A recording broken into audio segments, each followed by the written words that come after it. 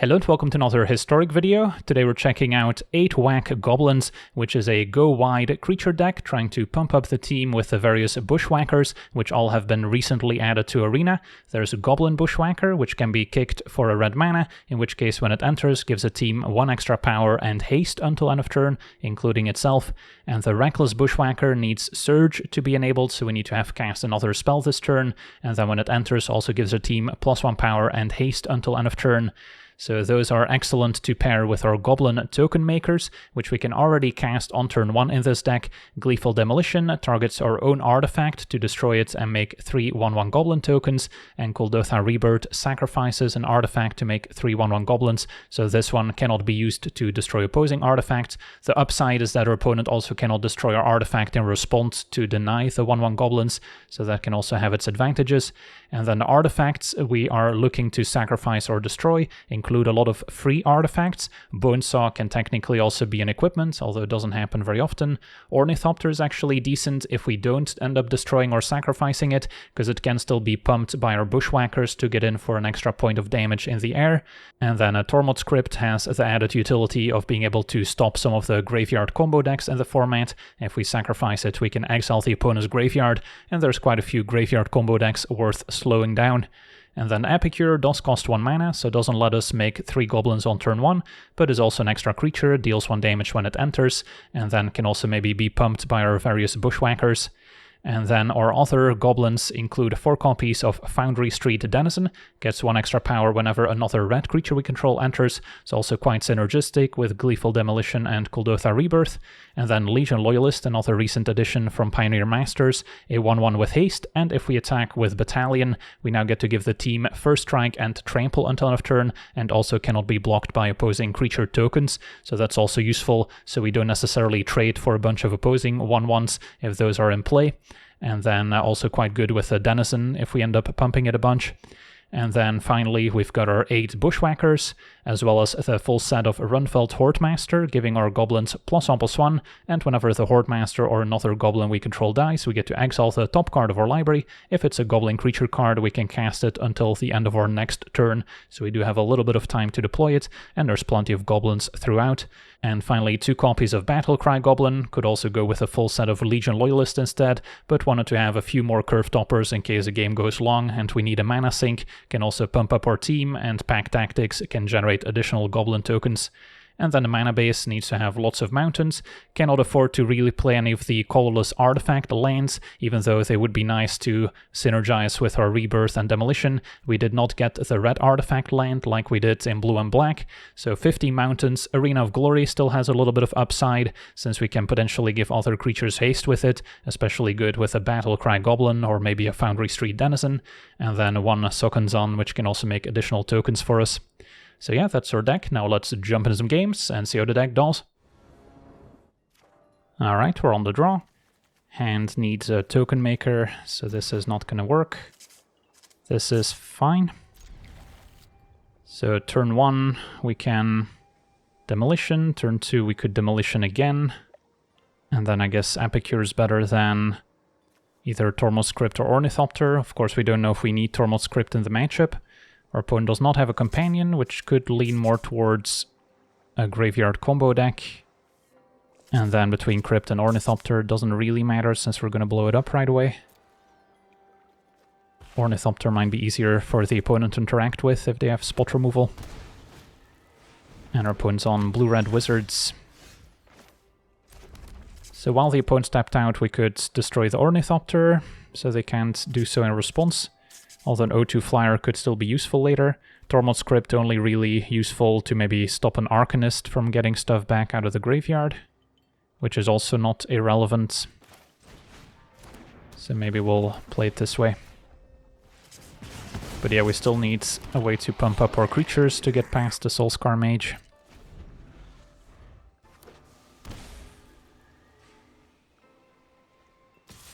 And they're gonna attack.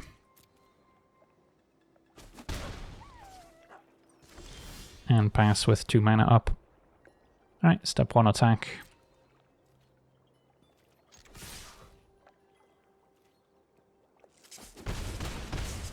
Play Epicure.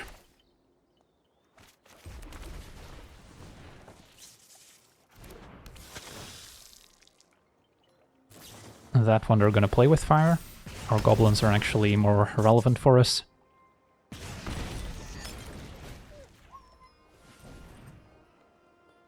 And then I still hang on to Tormod's Crypt. Could have also played it and blown that up to keep the blood token, but Crypt could still be a good surge enabler for a reckless bushwhacker.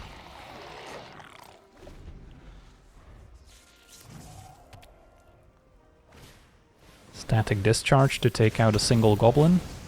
I mean, that's not a bad trade for us. And the Soulscar Mage might stay home now. Another Epicure, so this time I'll probably be sacking the blood token. I don't think it's worth it to attack and lose all my creatures. Could sack the blood token now. Does it make a difference? I guess we can wait.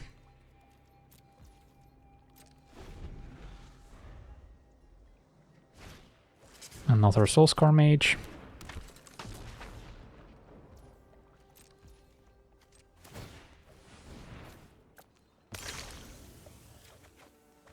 Found a Demolition and a Bushwhacker. So yeah, we can wait another turn to set up the Goblin Bushwhacker. Try this. So we're going nice and wide.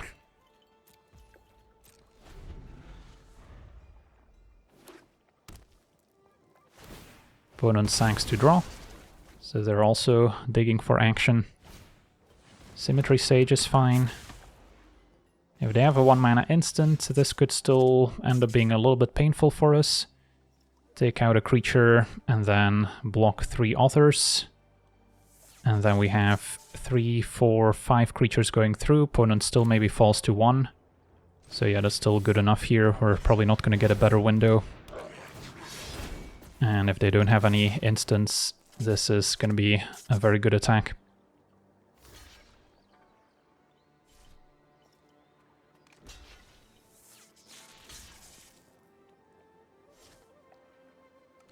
Opponent doing some reorganizing. Damage happens, and our opponent's just dead. Awesome. On to the next one. Okay, we're on the play. Turn 1 Rebirth.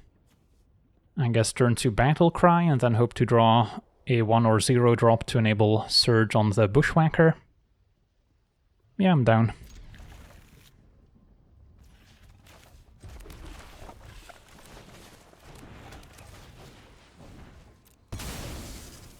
Oh, let's see what we're up against.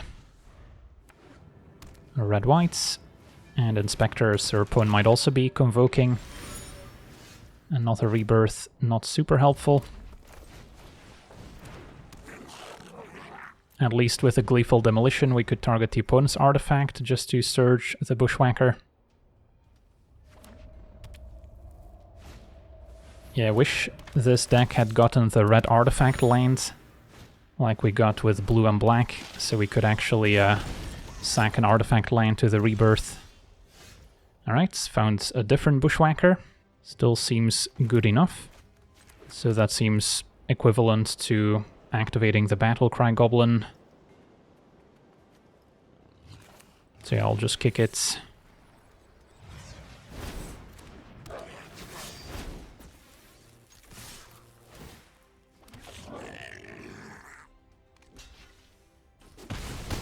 Opponent takes it for the most part, falls to 9. Alright, so now most spells we draw enable another kick Bushwhacker. The case is good too, but don't see my opponent attacking necessarily.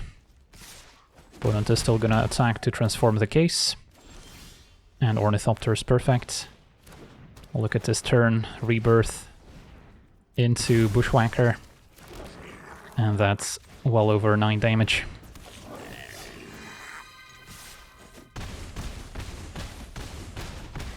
Awesome, on to the next one.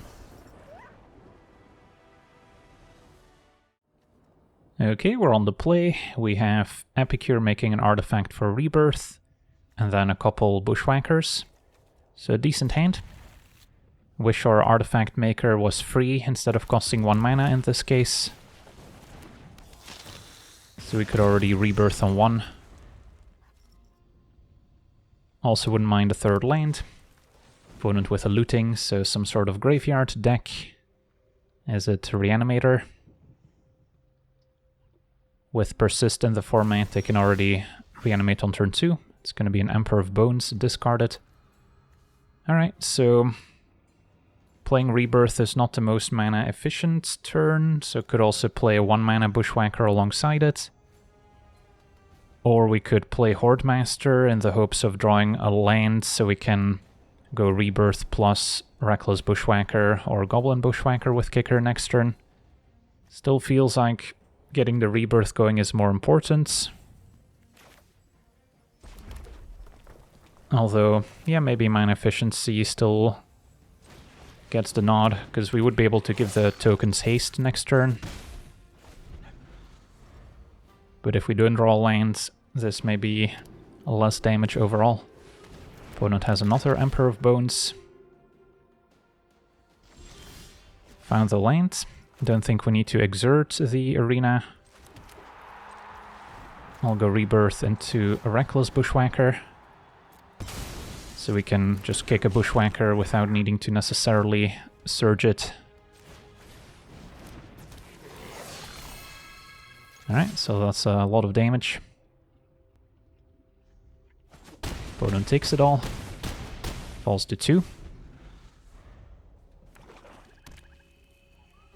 So what can our opponent come up with? Stitcher Supplier to hopefully mill something relevant. There's an Ulamog.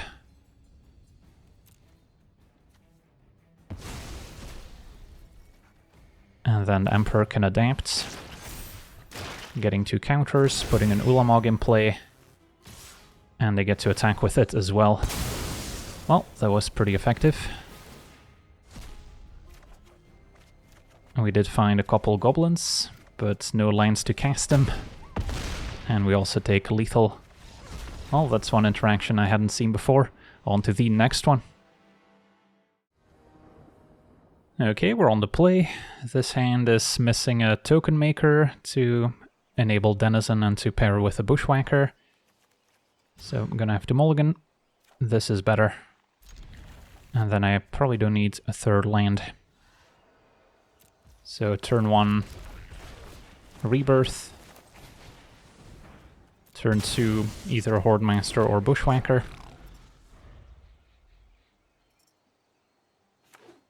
Opponent on a blue artifact deck. And they can already play an Emery. So I think Horde Master first makes sense, so we can actually attack past Emery. Opponent's got their own explosive turn lined up. So next turn Emery threatens to get back a Retrofitter, which can turn Ornithopters into 4/4s. So we don't have much time here to close it out, because eventually our opponent's going to take over. Yeah, that was a pretty amazing turn 1. The blue artifact land to enable it all as well. But that's a good top deck as well. Legion Loyalists. And then a kicked Bushwhacker.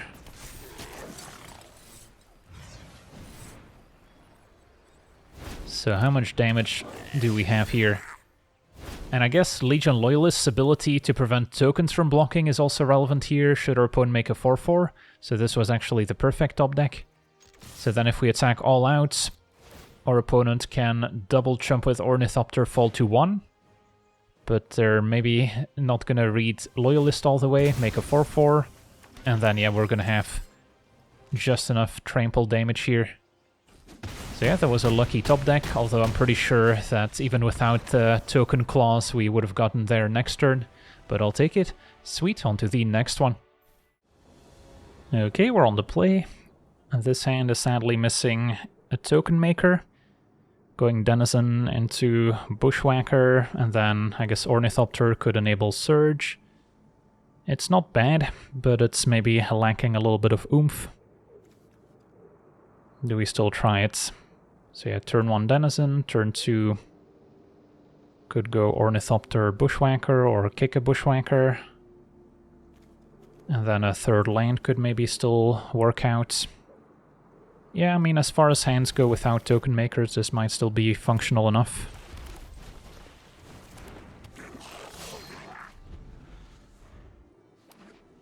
Opponent green-white with a Guide of Souls.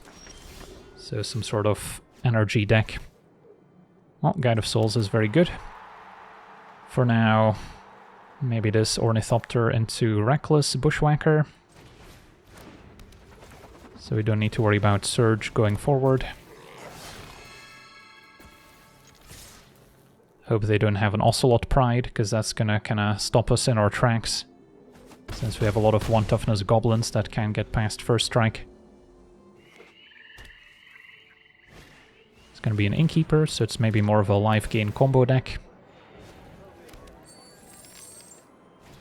And a Young Wolf. Alright, so it is an Undying combo deck with Yawgmoth, basically.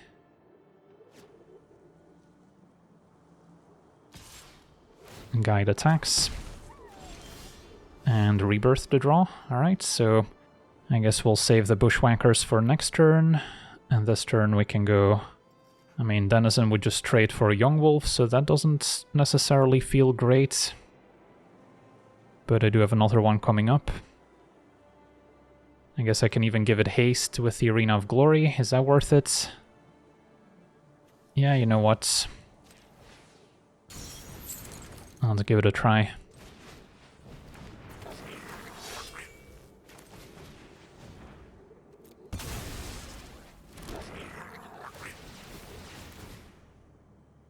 So now they might have to trade for the Innkeeper as well. Although now we're kind of hoping for a land to kick more Bushwhackers.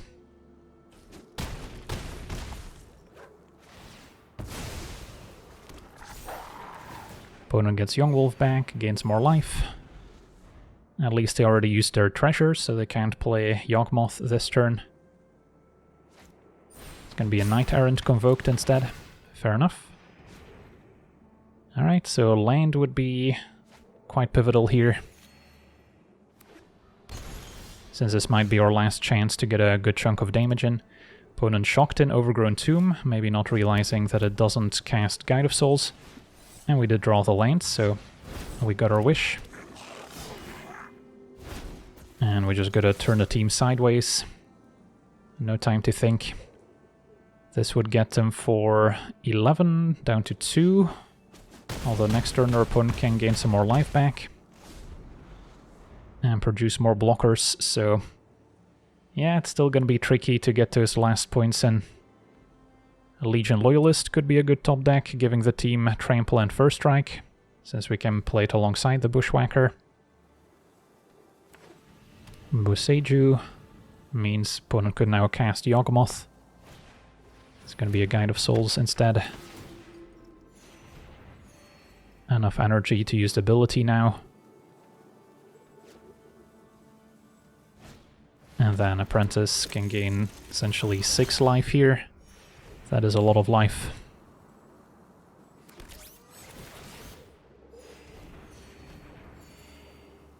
Another convoked Knight Errant, perhaps. Or a Court of Calling could get Yawgmoth.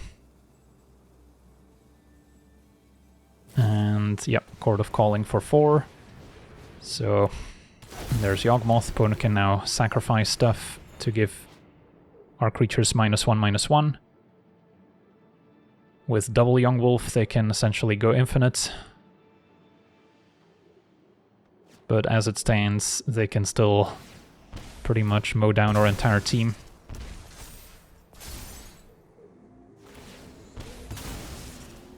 So yeah, I think this game's over. Got them down to 2. Although, thanks to the opponent shocking in Overgrown Tomb, otherwise it would have been 4.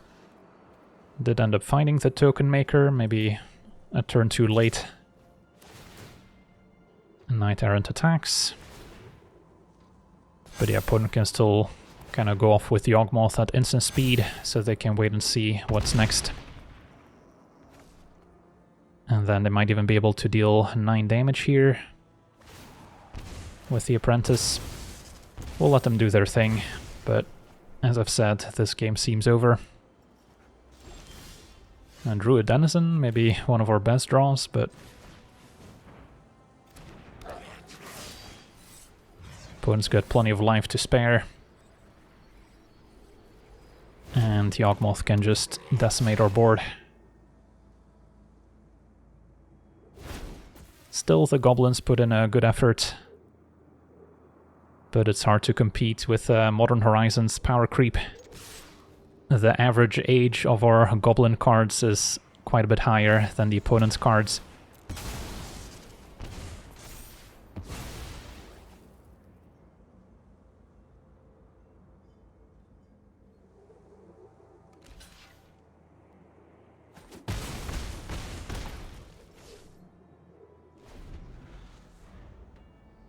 But that'll do it.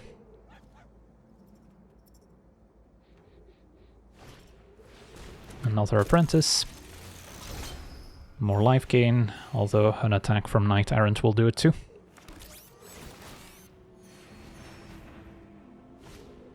And Hapatra can also help go infinite with Yawgmoth by getting snakes. And another Guide of Souls.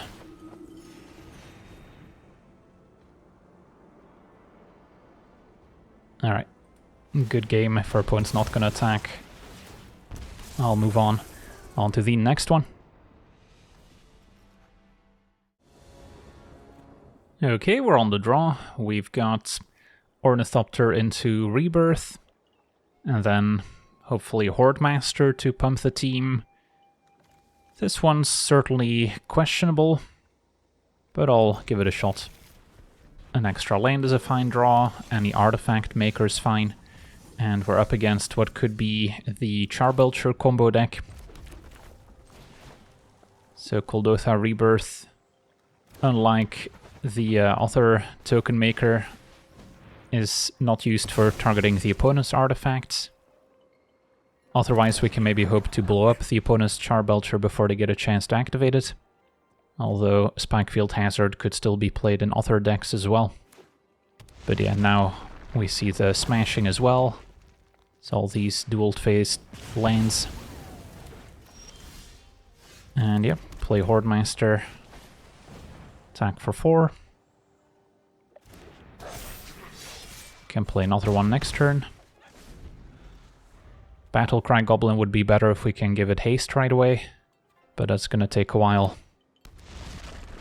So next turn we could technically already lose the game if our opponent goes land into Ironcrag Feet and then Charbelcher activate. We found a Bushwhacker. Yeah, that's comparable to playing Horde Master. Gets in for a little bit more damage this turn. Might be worth it since we're pretty far from making more tokens. And then maybe we'll have drawn an extra land so we can go Loyalist plus Horde Master in the same turn. Pact of Negation, my Goblin Bushwhacker, interesting. So they need a way to counter their own pact trigger. Or just win the game next turn before paying for pact. I see, offer you can't refuse their own pact, just so they could make 2 treasures and then Bushwhacker resolves. And then one has to imagine that with the extra treasures our opponent can win the game next turn. We'll see. Opponent's at 5. So the pact never resolved, so they don't have to pay for it. If they have Ironcrag Feet into Creativity, they can also get there. Which is why they needed the extra artifact. But no, our opponent explodes, so 8-Wack Goblins get it done. On to the next one. Alright, we're on the play. This hand is missing an artifact for demolition, otherwise it could have been good. Alright, this I'll try.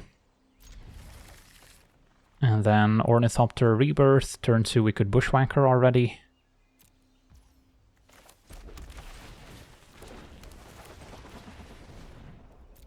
And hope that's good enough. Opponent playing Allurus as companion, could be an Aura deck or an Energy deck. Red-black.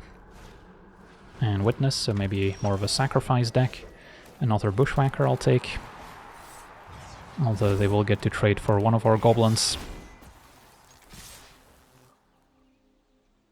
And then a third land lets us Epicure into Bushwhacker.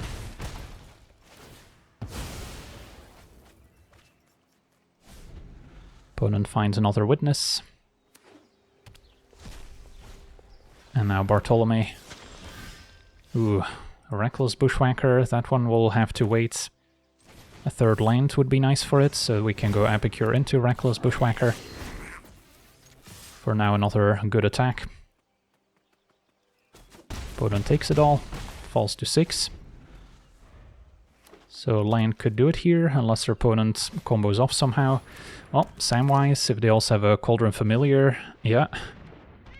Is this already infinite? So they got food, so they can sack Familiar to Bartolome, bring it back, sacking the food, trigger Samwise, rinse and repeat, and drain us to death with a Familiar. So yeah, that's the combo assembled. I believe the opponent's playing green also for the new 2-mana enchantment from Modern Horizons. That lets you sack a creature to go digging. And then, yeah, it's basically black for Familiar, Bartolome. They might have some other infinite sack outlets, but Bartolome definitely the most synergistic here, since they can also get it back with Samwise. So yeah, opponent's got the infinite loop, we're not gonna make them go through it all. On to the next one.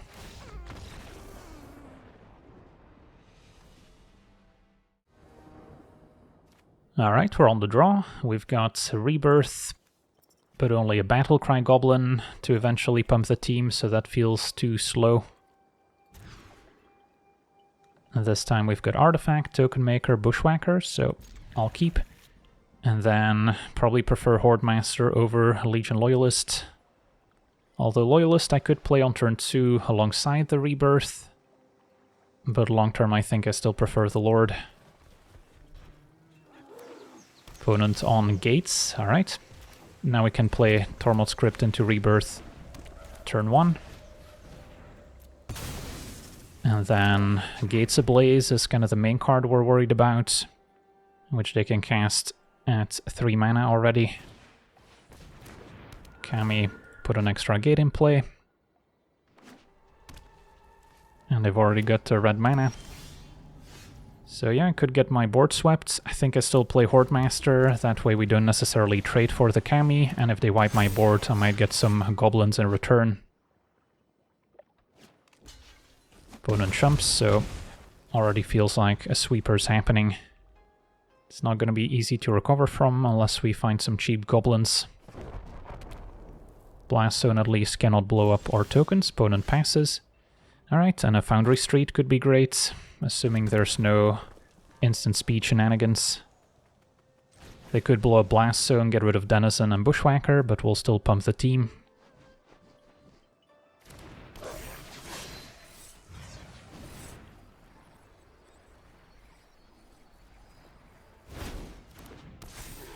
So let's find out.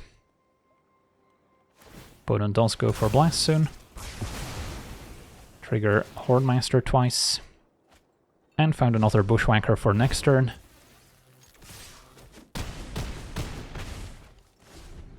Opponent takes a draw step. And they explode. Awesome. Goblins beat Gates. On to the next one. Okay, we're on the play. This hand doesn't do much unless their opponent happens to be a graveyard combo deck. This is better. And then probably keep back-to-back Bushwhackers.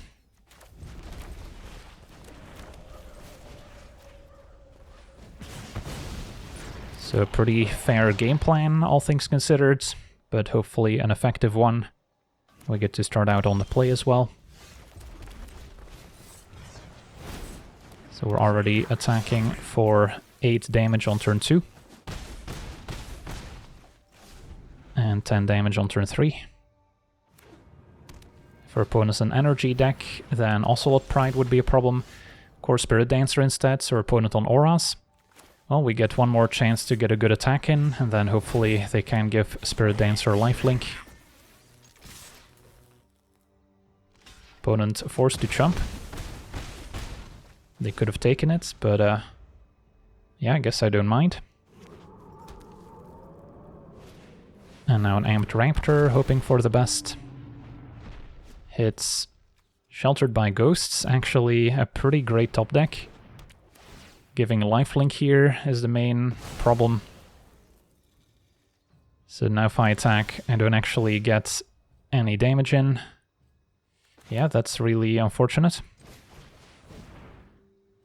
So we can play a Battle Cry and then next turn take another look at things.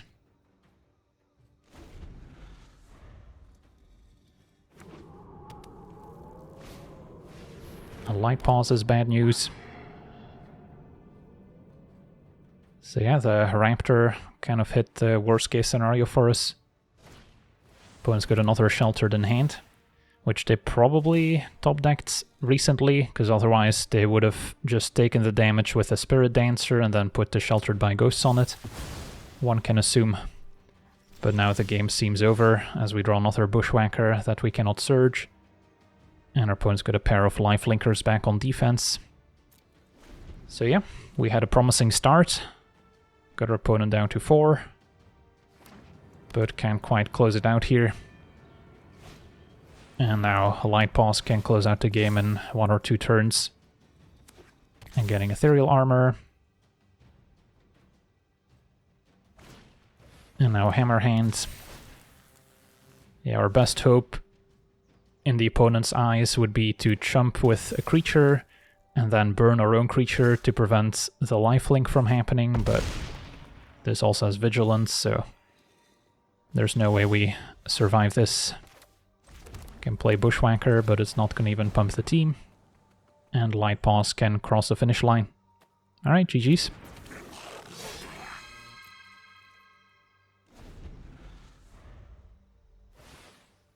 Lurrus in hand.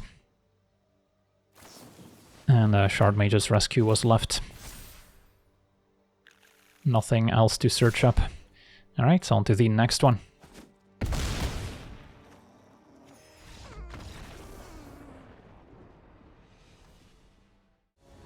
Okay, we're on the play. We've got no Token Maker, so it's kind of an underwhelming hand. Alright, this I'll try. Although we might struggle to surge the Reckless Bushwhacker without any free spells. So maybe I get rid of one of them. Feels kind of wrong, but yeah, I only see myself surging one of them at most. So third land would be good if I can curve Battle Cry into Demolition plus Reckless Bushwhacker. Opponent with turn 1 guide. Found another Demolition. Yeah, I'll stick to the plan.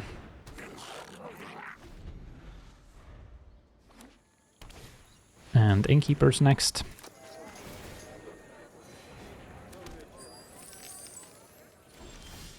Found a Legion Loyalist. Alright, so just attacking with the Battle Cry.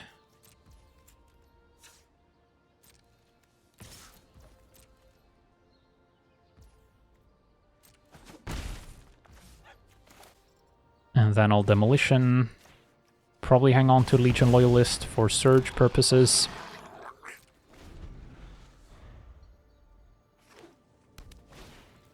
Skyclave exiles Battle Cry.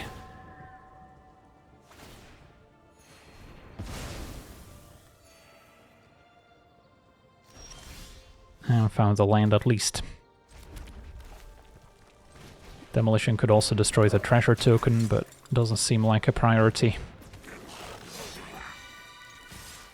So our team's got First Strike and Trample, so we should get a nice hit in. Opponent jumps, so we'll get a 2/2 token in return.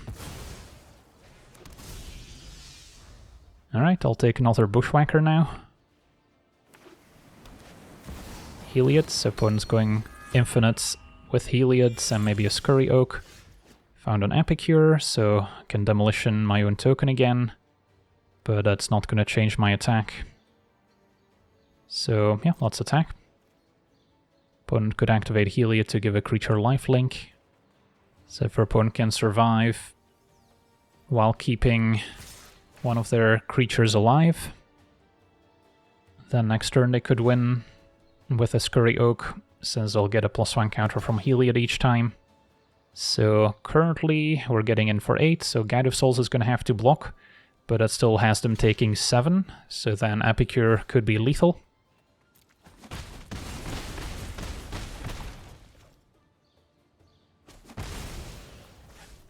And then now Epicure for the last point of damage.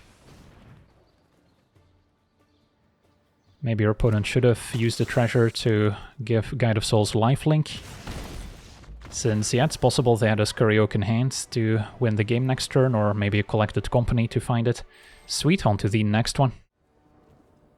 Alright, we're on the play. We do not have a token maker. So this hand's pretty underwhelming, even though we can Surge the Bushwhacker thanks to Tormod script. Lurrus decks typically not graveyard combo where we need double Tormod script. And this is maybe a bit better. This time we're missing a Bushwhacker, but plenty of artifact makers for demolition. And I think I like going... Well, it's actually interesting because we have the Arena of Glory, so we could give the Denizen haste.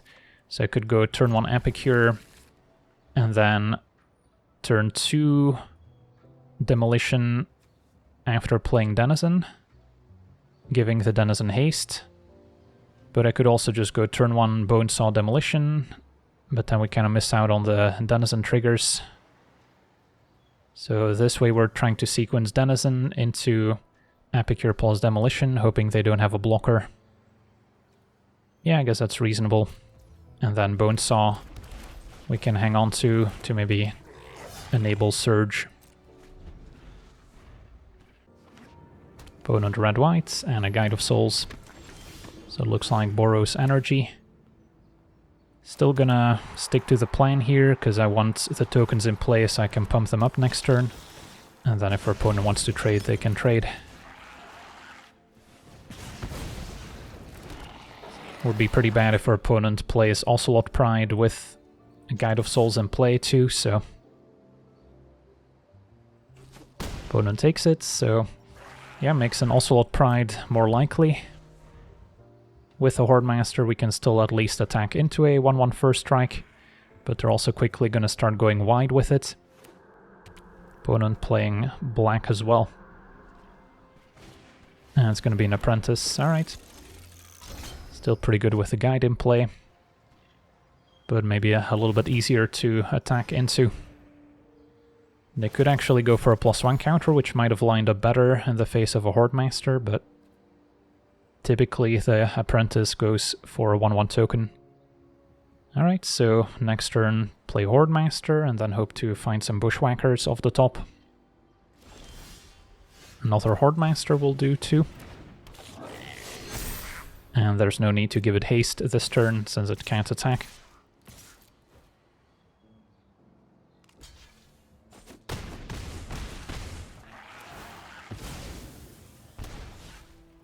So, pass a turn. And does our opponent have removal for Hordemaster, perhaps? Opponent's attacking.